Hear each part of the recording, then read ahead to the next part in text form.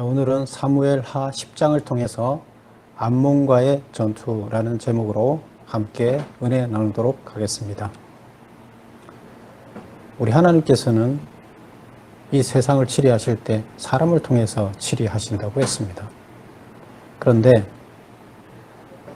그 방식이 사람을 어떻게 선택을 하느냐, 아브라함 한 사람을 선택해서 한 민족을 이루게 하시고 그 민족이 하나님을 보여주는 공동체가 되어서 그 민족을 보고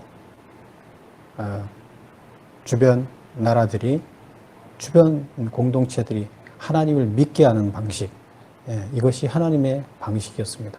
그래서 먼저 민족을 이루고 큰 공동체를 이루게 하기 위해서 한 사람을 선택을 했고, 한 사람을 선택해서 훈련을 시켰습니다. 하나님의 사람으로 만들기 위해서. 그래서 그 과정에서는 끊임없는 고난을 통해서, 어려움을 통해서 하나님을 알아가도록 이렇게 하셨습니다.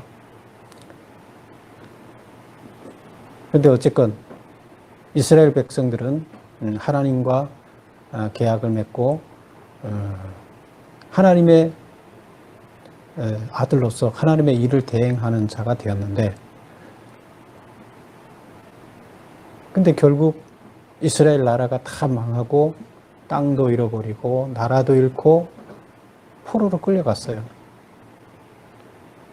그래서 그들은 거기에서 무슨 생각을 했어요? 우리가 왜 이렇게 됐을까? 아무 희망이 없잖아요. 왜 이렇게 됐을까? 거기에서부터 하나님을 다시 찾게 된 거죠. 그리고 신명기에서 나오는 우리가 하나님을 제대로 믿지 않으면 이렇게 될 것이다. 그러나 하나님께서는 이렇게 됐다 할지라도 너희들이 다시 회복된다 그러면 그냥 그 자리에 방치하지 않고 다시 땅과 나라를 회복시켜 줄 것이다 하는 이야기가 기록되었다는 겁니다. 그래서 그것을 믿고 다시 성경 공부를 시작해서 다시 나라를 되찾게 되는 거 아닙니까? 그래서 그 신명기적인 사관, 신명기의 그 말씀에 근거해서 그런 사관으로 과거의 삶을 회개하는 관점에서 포로지에서 계속 성경 공부를 하고, 그럼 우리 조상들이 과거에 뭘 잘못했느냐? 그걸 하나씩 찾아보자 하면서 회개 사관으로 조상들의 과거사를 다 공부를 하게 됩니다. 그게 바로 성경 공부예요. 지금 여기 신명기 역사서가 선조들의 잘못된 죄를 하나씩 찾아가는 성경 공부 교재였어요. 오늘 본문에서 보면 본문에 지금 사무엘상 하의 주인공은 누구예요? 지금 현재 여기서는 다윗이죠. 근데 그러면 다윗이 하나님 보시기에 참으로 올바로 살았는가? 뭐를 잘못했을까? 그것을 찾아보자는 거예요. 그것이 바로 이 신명기 역사서의 관점이에요. 신명기 역사서의 많은 부분을 차지하고 있는 다윗 왕. 그러면 그 다윗 왕이 도대체 잘못된 게 있었을까? 그럼 뭘 잘못했을까? 그것이 우리에게 어떻게 영향을 미쳤을까? 그럼 우리는 어떻게 앞으로 그런 삶을 살지 않아야 될까? 하는 내용들이 담겨 있습니다. 오늘 본문에서도 바로 그런 부분을 찾아야 됩니다. 사무엘 하에서 보면 1장부터 8장까지는 왕이 돼서, 다윗이 왕이 돼서 정비를 어떻게 정비를 어떻게 잘 갖추고 정복전쟁을 잘해서 주변 이웃 나라들을 다 정복했다. 가나안 땅에 있는 이방 민족들도 다 점령을 했다. 이런 이야기가 나옵니다. 그리고 그 다음에 나오는 이야기는, 이제 9장부터 나오는 이야기는 구체적으로 다윗의 잘못된 점을 깊이 있게 하나씩 찾아 들어갑니다. 그래서 우리 9장에서 봤었죠. 9장에서는 무비보셋에게 다윗이 이제 나라를 다 정복하고 주변 나라들을 다 조공을 바치게끔 만들어 놨으니까 이제 안정화가 됐어요. 그리고 은혜를 베풀겠다. 누구한테? 무비보셋에게 은혜를 베풀겠다는 내용이었어요. 근데 그게 정말로 참 진심으로 은혜를 베푼 거냐, 무비보셋한테. 이제 그런 관점에서 회개해야 된다. 무비보셋을 진정으로 사랑했다 그러면 그를 예루살렘에 감금시켜놓고 그의 삶을 구속하지는 않았을 것이다. 그런데 겉모습으로는 은혜를 베푼다고 하면서 실제적으로는 그의 삶을 구속하는 그런 일이 있었다 하는 것을 우리 지난 시간에 살펴봤어요. 오늘은 또 은혜를 베풉니다. 누구한테 은혜를 베푸느냐? 암몬 왕한테 은혜를 베푸는 이야기가 나옵니다. 근데 그 은혜를 베풀려고 했는데 그 은혜가 암몬 왕이 받아들이지 않음으로 인해서 그 은혜를 받아들여야 되는데 안 받아들여요. 거부해요. 그러므로 해서 암몬과 전투가 벌어지게 되는 거고, 암몬을 1, 2차 전투를 통해서 암몬을 다 물리치고 지배하는 이런 이야기가 되겠습니다. 그러면 1절을 한번 볼까요? 그 후에 암몬 자손의 왕이 죽고 그의 아들 한운이 대신하여 왕이 되니. 그래서 여기에서 보면 누가 등장합니까? 암몬 왕이 등장합니다. 2절 보면 다윗이 이르되 내가 나하스의 아들 한운에게 은총을 베풀되 그의 아버지 내게 은총을 베푼 것 같이 하라. 그래서 암몬 왕 지금 죽어서 장례를 치르고 있는 암몬 왕 나하스가 있고 그 나하스의 아들 한운이 있습니다. 나하스가 죽었으니까 지금 은혜를 누구한테 베풀어야 돼요? 나하스의 아들 한운에게 은혜를 베풀려고 한다 하면서 그 은혜를 베푸는 게 조문단을 보내는 거예요. 다윗의 신하들을 조문단으로 파송을 하는 거예요. 물론 뭐 예물을 가져다가 뭘 줬겠죠. 그냥 가지는 않았겠죠. 그래서 조문단을 파송을 해서 은혜를 베풀려고 했습니다.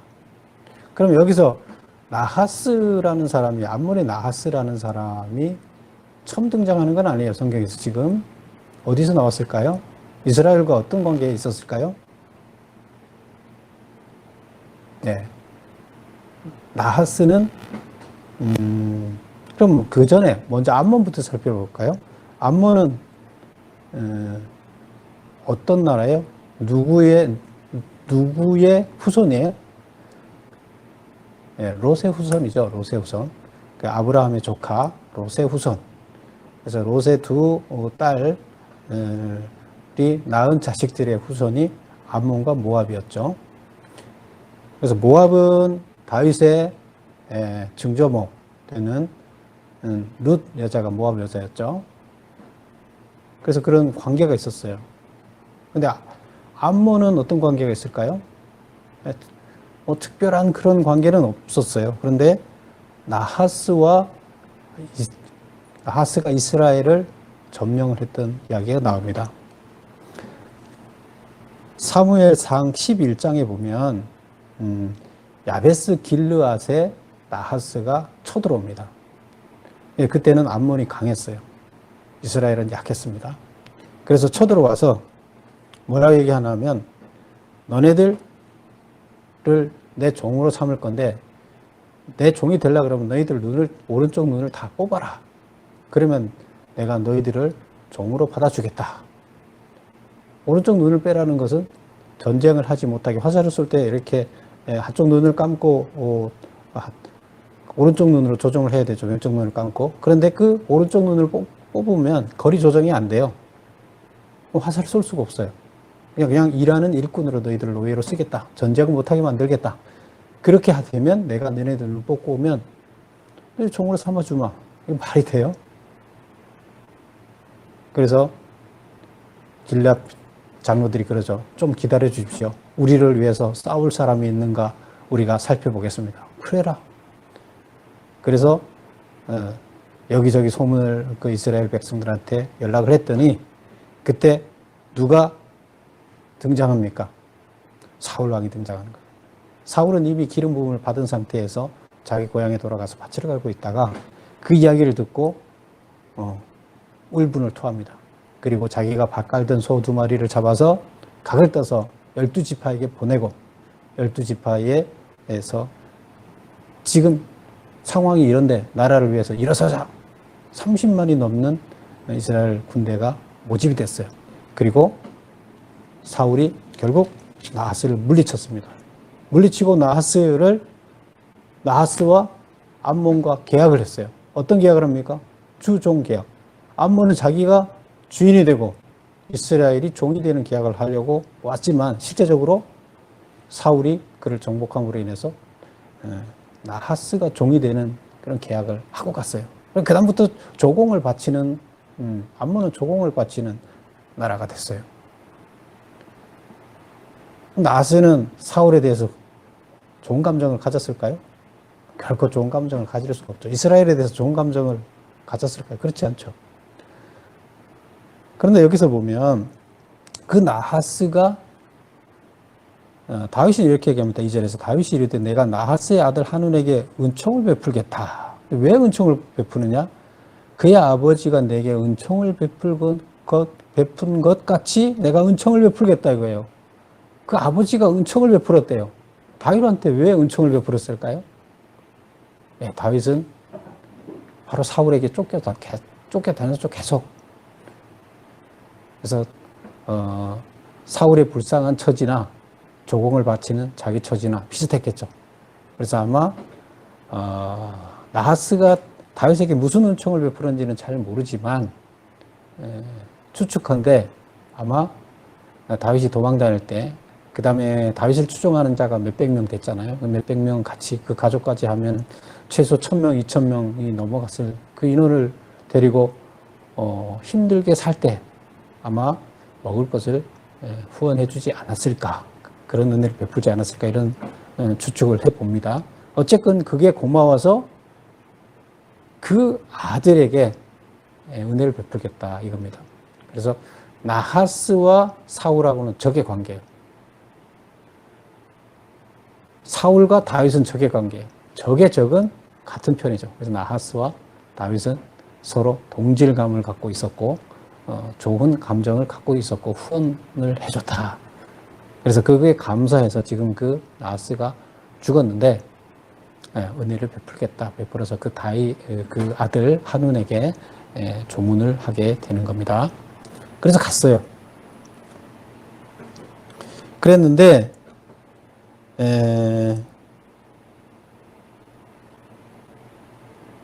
한우는 그 조문단, 다윗이 보낸 그 조문단을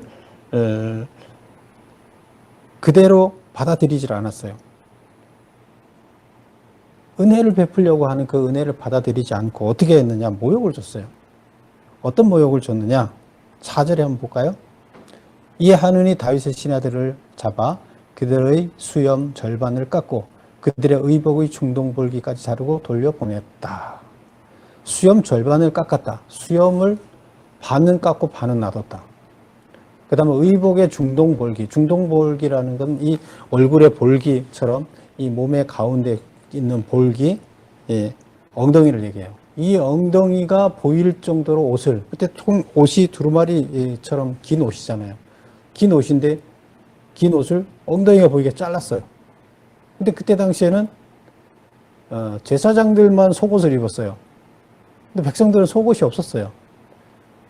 그러면 중요한 데가 다 나오겠죠. 그러니까 이게 아주 뭐가 돼? 수치심을 최대화로 자극하는 그런 행동이에요. 그 다음에 수염은, 유대인들한테 수염은 뭐냐 하면 자유인의 상징이에요. 수염을 기르는 것은 자유인이라는 뜻이에요. 그런데 수염을 깎아야 하는 것은 뭐냐? 바로 종이라는 뜻이에요. 수염을 깎았다는 것은 그들이 손을 마음대로 그 수염에 손을 댔다는 것은 그들을 종 취급했다. 암몬이 이스라엘의 사자, 이스라엘의 대신을 종 취급했다. 모욕을 준 거죠. 그래서 그 모욕을 준 이유는 뭡니까? 3절에 보면 이렇게 되어 있습니다. 암몬 자손의 관리인들이 그들의 주 한운에게 말하되 왕은 다윗이 조객을 당신에게 보낸 것이 왕의 아버지를 공경함인 줄로 아시나이까? 아버지 공경하는 것 같아서 보냈다고 생각합니까? 아닙니다. 다윗이 그의 신하들을 당신에게 보내 이 성을 엿보고 탐지하여 함락시키고자 함입니다. 지금 다윗은 뭐 하고 있어요? 주변국들을 다 정복해 나가고 있는 상태예요. 그래서 그런 상태인데, 그런 상태라 그러면 어떻게 해요? 우리도 지금 그렇게 하려고 조문을 보냈는데 그거는 사실상 형식적인 거고 실제로는 정탐꾼입니다. 그래서 그냥 두면 안 됩니다. 이렇게 얘기를 한 거죠.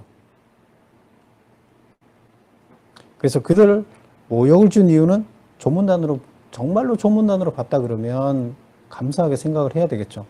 그런데 정탐꾼으로 봤기 때문에 그들에게 모욕을 줬습니다.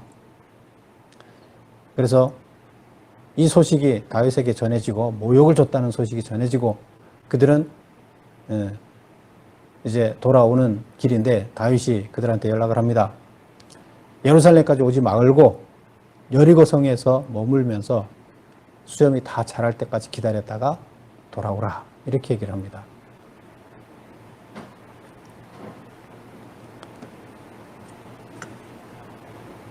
다윗이 화가 났을까요? 안 났을까요?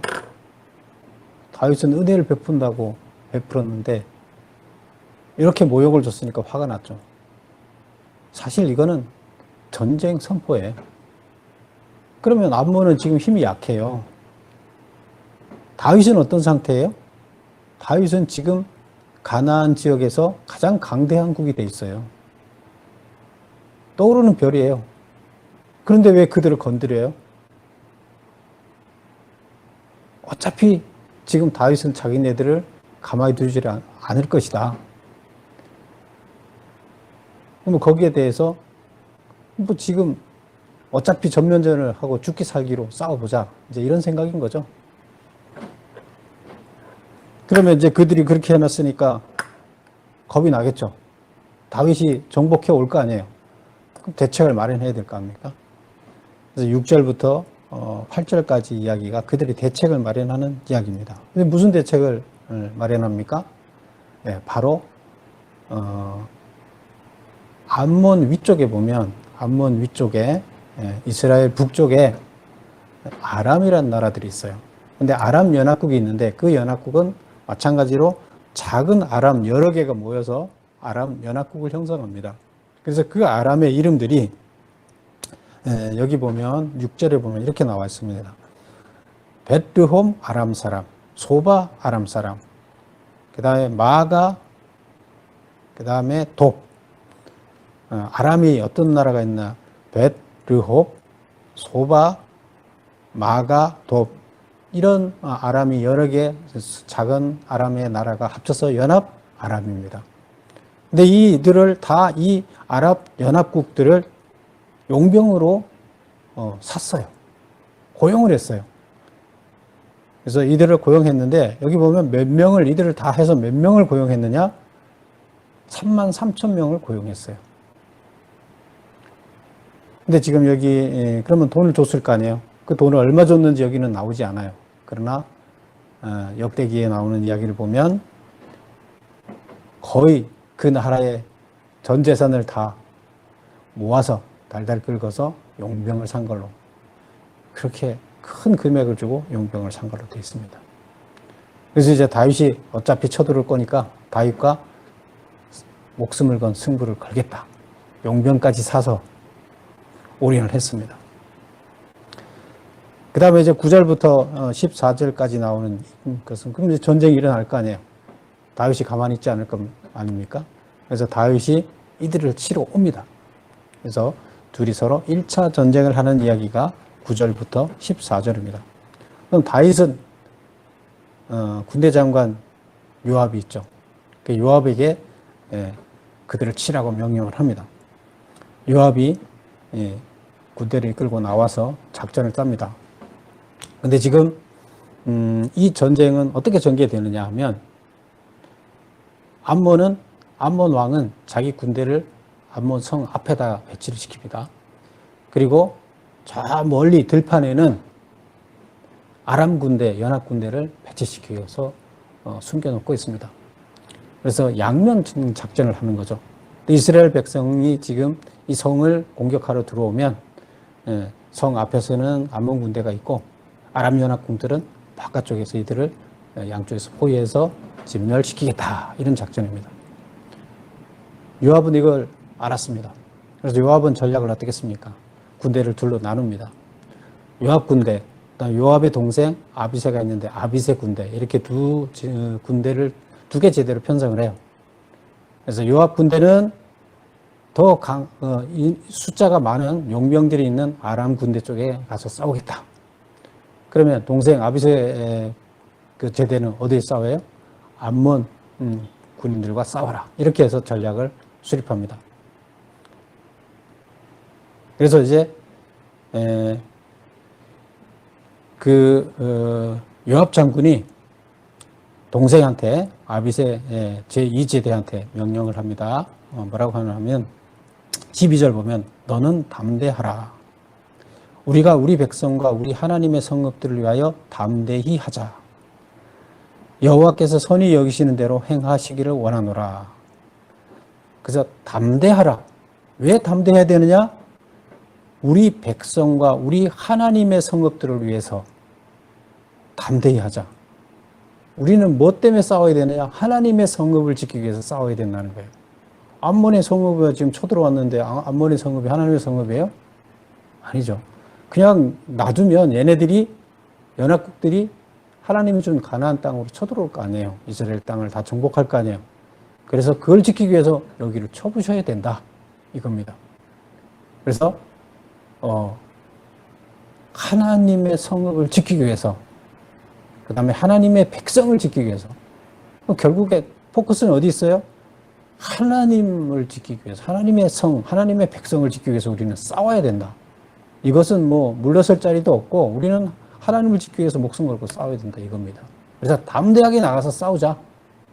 그러면 여호와께서 선히 여기시는 대로 행하시기를 원하노라. 하나님께서 우리가 이겨야 된다고 하나님이 생각하면 우리한테 이기게 해줄 것이다. 하나님이 그게 선이라고 생각하면 이기게 해줄 거다. 그냥 만약에 우리가 행하는 것이 선이 아니라고 생각하면 우리가 지게 할 것이다. 그럼 우리는 지게 하면 우리는 하나님의 뜻이 그렇다 그러면 우리는 죽으면 된다. 우리는 어쨌건 하나님을 위해서 살든 죽든 하나님이 행하시는 대로 하나님 뜻대로 되기를 바란다. 근데 우리는 최선을 다해 싸우자. 그래서 담대하게 나가 싸우자. 이런 각오로 매진하자는 겁니다. 목숨 걸고 싸우자는 거예요.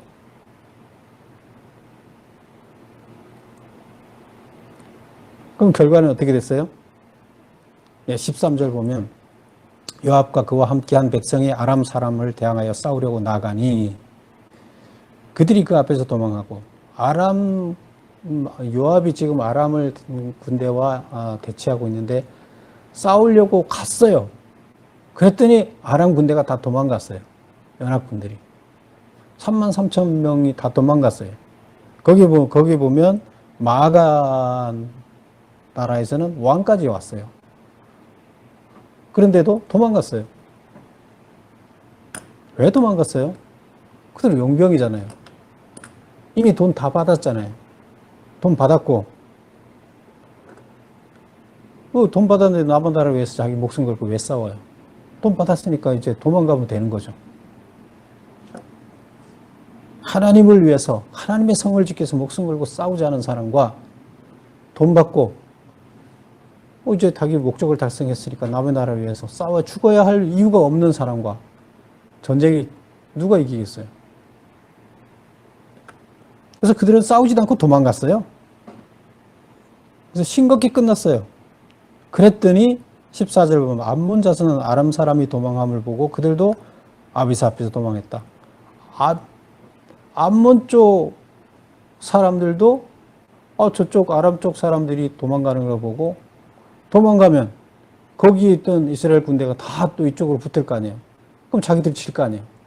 그러니까 자기 성으로 들어가고 도망가고 문을 닫아버렸어요.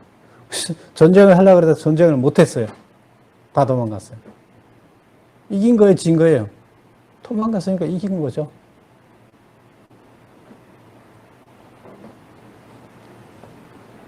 그럼 암몬은 어떻게 됐어요?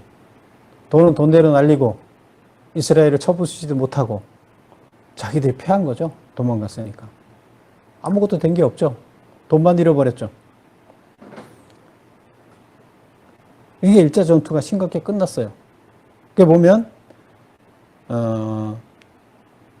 요압이 암몬 자손을 떠나 예루살렘으로 돌아가니라. 그걸 다 도망갔으니까 뭐예요? 전쟁할 사람이 없으니까 이제 다시 돌아왔어요. 복귀했어요. 복귀해서 있다 보니까 또 2차 전쟁을 또 일으켜요. 누가? 예, 이것은 아람의 연합군이 이제 2차 전쟁을 일으켜요. 아람 군대가 다 도망왔다는 소식을 듣고 아람 연합국 중에서 소바가 좀 강한 나라인데 그 소바의 왕이 여기 이름이 나오죠. 소바의 왕이 누구예요? 소바의 왕이 하닷 에셀인데 하닷 에셀이 기분이 나쁜 거예요. 그 많은 인력이 이 병력이 가서 싸우지도 않고 도망왔다. 그냥 다시 직결해. 다 모았어요. 그래서 헬렘이라는 지역에 모아서 소박이라는 군사령관을 세우고 하닷 에셀이 이스라엘과 전쟁을 하려고 진을 칩니다. 이 소식을 듣고 이스라엘은 그들을 치기 위해서 옵니다. 와서 또 전쟁을 하려고 했어요. 그래서 17절 보면 어떤 사람이 다윗에게 알림해 그가 온 이스라엘을 모으고 요단을 건너 헬람에 이름해 아람 사람들이 다윗을 향하여 진을 치고 더불어 싸우더니 아람 사람이 이스라엘 앞에서 도망한지라. 또 도망해요. 아람 사람들이 1차 전쟁에서 기선이 제압당하고 도망을 갔어요. 2차에서도 또 싸워야 할 특별한 명분이 없어요. 도망을 간 거예요. 그래서 다윗이 도망가는 아람 병거 700대와 마병 4만 명을 죽이고 그 군사령관 소박도 죽였어요. 그래서 결국 이긴 거죠. 19절 볼까요? 하닷 에셀에게 속한 왕들이 자기가 이스라엘 앞에서 패함을 보고 이스라엘과 화친하고 섬기니 그러니까 하닷 에셀이 그 아람 연합국의 대표가 된다고 보면 연합국이잖아요. 근데 다른 나라 왕들은 하닷 에셀 밑으로 연합하지 않고 이제 그 다윗한테 붙어야 되겠다. 그래서 이스라엘과 화친을 하고 다윗을 섬겼어요. 그리고 조공을 바치기로 한 거예요. 그러므로 아람 사람들이 두려워하여 다시는 암몬 자손을 돕지 아니라 그 이제부터는 암몬을 돕지 않아요. 아람 사람들은 다윗에게 조공을 바치고 암몬은 왕따가 된 거죠. 그래서 다윗은 그 주변에 있는 모든 나라들을 정복을 해서 조공을 바치게 만듭니다. 가나안 나라를 흡수하는 게 아니에요. 별도의 나라를 주되 그들이 주종 관계를 갖고 조공을 바치는 이런 관계를 유지하게 됩니다. 그래서 주변국을 다 점령했던 다윗입니다. 그래서 1차, 2차 전쟁을 통해서 다 정복했어요. 그럼 8장에 보면 왕이 돼서 다 주변 나라들을 다 정복했고 정복을 끝냈다고 나오는데 왜 여기서 오늘 10장에서 또 지금 전쟁하는 이야기가 나와요? 이거는 앞에서도 얘기했지만 8장은 주제별로 다뤘다 그랬죠. 그래서 8장에 나오는 이야기보다 10장에 나오는 암몬과의 전쟁, 그 다음에 아람과의 전쟁이 먼저 있었던 거예요. 그리고 그 전쟁 모두가 다 끝났을 때 8장을 이렇게 다 정복했다 하고 정리해서 주제별 정복 전쟁을 거기다 정리를 해 놓은 거예요. 그래서 이거는 10장에 있던 이야기는 8장보다 먼저라고 보면 되는 거죠. 자, 그러면 이제 우리가 결론으로 다시 돌아가 보겠습니다. 신명기 서간으로 이것을 기록했다. 9장에서도 다윗이 무엇을 잘못했는가 따져보자. 10장에서도 지금 또 따져봐야 되겠죠. 여기서 뭐가 잘못이에요? 다윗이 뭘 잘못했어요? 전쟁 잘하고 승리했잖아요. 작가는 그럼 뭘 지금 우리 조상들의 잘못을 회개해야 된다 생각하는 거예요? 우리는 따라가지 말자고 하는 거예요. 예, 나하스가 도망다니는 다윗에게 은혜를 베풀었는데 그 은혜를 다윗은 갚겠다고 은혜를 다시 그 아들에게 갚겠다고 은혜를 갚는 작업을 하는데 받지 않는 거예요. 그 아들이 왜 안 받겠어요? 그 신하들이 다 하나같이 뭐라고 얘기합니까? 아, 그 다윗의 진심이 아니다. 그 조문단을 보내고 은혜를 베풀다는 것은 그 말이 안 된다. 다 고개를 져요. 그리고 다윗이 조문한 것을 거짓이라고 보고 자기를 정복하기 위한 정탐으로 보고 있습니다. 뭐가 문제입니까? 다윗이 지금까지 어떤 왕으로서 어떤 행동을 해왔는지, 정복전쟁을 하면서 어떻게 해왔는지, 그것을 통해서 다윗의 모습을 생각하는 다윗의 모습이 어떤가를 봤을 때 다윗을 신뢰할 수 없다는 거죠. 그래서 이들이 아무도 다윗을 안 보내나라는 은혜를 베푼다고 해도 받아들이지 않았어요. 다윗이 진심으로 은혜를 베풀려고 그랬는지 아닌지는 모르지만 진심으로 했다고 칩시다.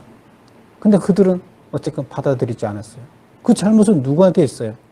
받아들이지 않은 그들한테 있습니까? 다윗한테 있습니까?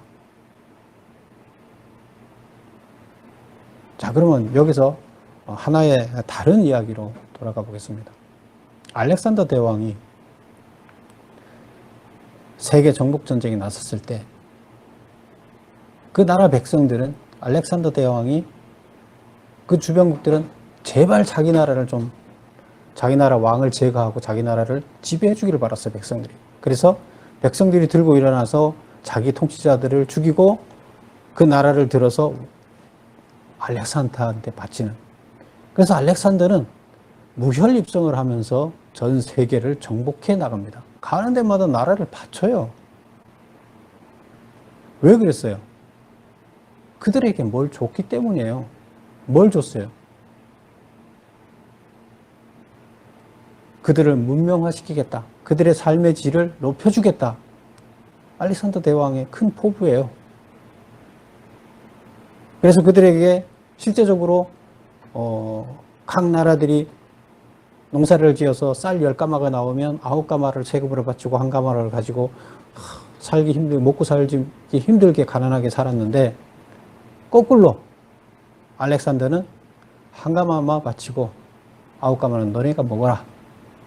그 싫어할 사람이 누가 있어요? 또 알렉산더 이후에 로마 제국이 또 유럽을 지배하게 됐죠. 로마 제국이 유럽을 지배할 때도 마찬가지였어요. 로마 제국의 그 문화가 전 세계를 지배하는 시대가 됐어요. 제발 우리 땅도 로마가 좀 지배해서 우리도 로마라는 나라, 로마의 속국으로 들어가기를 바라는 열망들이 모든 사람들한테 있었어요. 왜? 그들도 마찬가지로 주는 것보다 더 큰 혜택을 줬어요. 자기가 지금 자기를 통치하고 있는 왕보다 훨씬 더 좋은 것을 자기들한테 주거든요. 세금을 9가마 받던 거 1가마 받거든요. 그리고 더 많은 것을 베풀거든요. 다윗이 정말로 좋은 정책을 베풀었다 그러면 그들이 그렇게 받아들였을까요? 하나님께서는 지금 사람을 통해서 하나님을 전파하기를 바라세요. 사람들의 삶을 보고 어떻게 하기를 바란다고요? 우리도 그들 안에 들어가기를 바라는 거예요. 우리도 그들의 하나님을 믿기를 바라는 거예요. 그들의 통치를 받기를 바라야 돼요. 이게 바로 다윗이 해야 할 정치였어요. 다윗이 나라를 이끌어가야 할 방법이었어요. 그런데 지금 여기서 보면 주변국들이 그렇게 반응하고 있습니까? 지금 암몬이 다윗의 그 말을 믿지 않았던 결정적인 이유는 뭘까요? 모압을 지배하는 전쟁을 우리 한번 봤죠? 모압을 점령할 때 어떻게 했어요? 모압을 점령해서 줄을 띄워놓고 두 줄을 재서 두 줄만큼의 그 사람을 다 죽이고 한 줄을 재서 한 줄만큼은 살려주고 무작위로 그런 걸 보면서 어떻게 다윗을 신뢰하겠어요?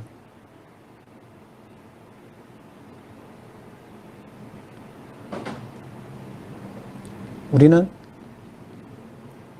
다윗은 하나님을 보여줬어야 돼요.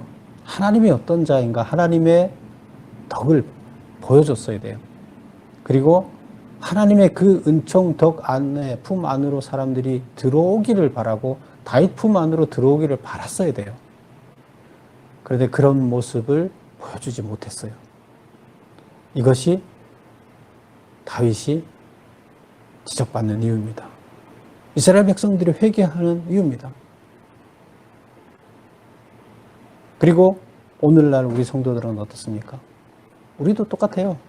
하나님의 모습을 보여주고 하나님을 드러내 보여줘야 돼요. 그랬을 때 그들이 하나님을 믿게 되는 겁니다.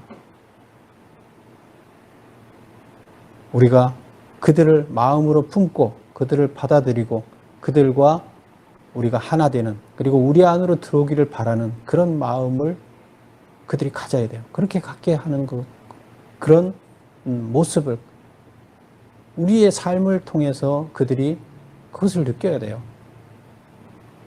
그것이 하나님이 바라는 선교 방식이에요. 하나님의 아들, 딸들이 하나님의 종들이 살아가야 할 모습들입니다. 다윗에게서 참 그런 모습을 발견했더라면 암몬은 감사한 마음으로 그 은총을 받아들였을 겁니다.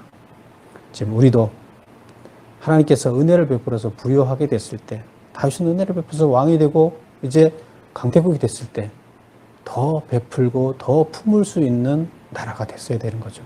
그리고 그들을 다 품에 품을 수 있어야 되는 거죠. 근데 그러지 못했다는 것이 아쉽습니다. 우리도 마찬가지입니다. 근본적으로 품을 수 있는 우리가 돼야 하나님의 말씀을 전하는 우리가 될 줄로 믿습니다. 여러분들 다 하나님의 모습을 보여주고 그들을 품을 수 있는 자가 되기를 축복합니다. 기도하겠습니다.